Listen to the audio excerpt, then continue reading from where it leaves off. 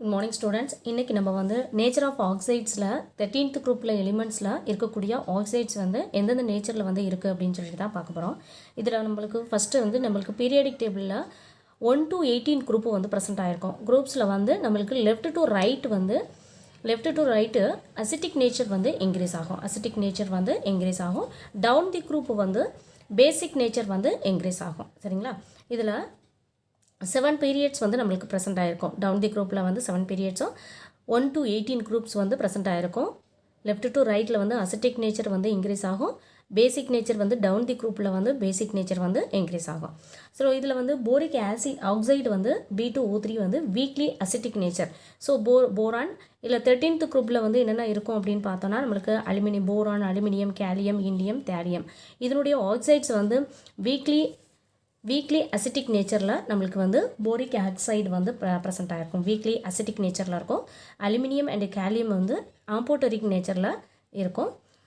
Indium வந்து பேசிக் நேச்சர்லையும், thallium oxide வந்து நம்மளுக்கு வந்து ஸ்ட்ராங்லி பேசிக் நேச்சர்லையும். டவுன் தி குரூப் வந்து பேசிக் நேச்சர். இதில் என்ன கான்செப்ட்னா லெஃப்ட் டு ரைட்டு வந்து அசிட்டிக் நேச்சர் வந்து இன்க்ரீஸ் ஆகும்போதும் நம்மளுக்கு டவுன் தி குரூப் வந்து பேசிக் நேச்சர் வந்து இன்க்ரீஸ் ஆகிறதும் முக்கியமாக இதில் வந்து நம்ம பார்த்துக்கணும். சரிங்களா? இதுலேருந்து கண்டிப்பாக ஒரு கொஸ்டின்ஸ் வரும். இதில் நேச்சர் ஆஃப் ஆக்சைட்ஸில் 15th குரூப் எலிமெண்ட்ஸு நம்மளுக்கு பீரியாடிக் டேபிளில் 15th குரூப்பு அது வந்து நைட்ரஜன் ஃபேமிலி. இதில் ஃபஸ்ட்டு வந்து நம்மளுக்கு 15th குரூப்பில் என்னென்ன இருக்கும் அப்படின்னு பார்த்தோன்னா நம்மளுக்கு நைட்ரஜன் இருக்கும், பாஸ்பரஸ், ஆர்சனிக்கு, ஆன்டிமனி அண்டு பிஸ்மத் வந்து ப்ரெசென்ட் ஆகிருக்கும். ஸோ 15th குரூப்பில் nitrogen, phosphorus, arsenic, antimony, bismuth வந்து ப்ரெசென்ட் ஆகிருக்கும். இதில் நம்மளுக்கு ஃபஸ்ட்டு நம்ம டைநைட்ரஜன் ஃபென்டா ஆக்சைடு வந்து நம்மளுக்கு வந்து ஸ்ட்ராங்லி அசிட்டிக் நேச்சரில் டைநைட்ரஜன் ஃபென்டா ஆக்சைடு. இதில் மாடரேட்லி இது வந்து என்னென்னா டெட்ராபாஸ்பரஸ் டெக்கோ ஆக்சைடு வந்து என்னென்னா மாடரேட்லி அசிட்டிக் நேச்சரில் இருக்கும். அதுக்கப்புறம் வந்து ஆர்சனிக் அண்ட் ஆன்டிமனி வந்து ஆம்போட்டரிக் நேச்சர்லையும், பிஸ்மத் வந்து பேசிக் நேச்சர்லையும் நம்மளுக்கு இருக்கும். ஸோ டவுன் தி குரூப் என்னென்னா நம்மளுக்கு பேசிக்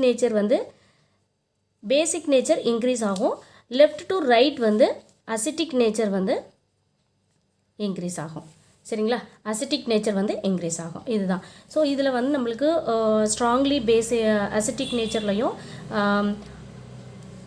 B4O10 வந்து மாடரேட்லி அசிட்டிக் நேச்சர்லையும், AS4O10 அண்டு ஆன்டிமனி 4O10 அது வந்து ஆம்போட்டரிக் நேச்சர்லையும், பிஸ்மத் வந்து பேசிக் நேச்சர்லையும் நம்மளுக்கு வந்து ப்ரெசென்ட் ஆகிருக்கும்.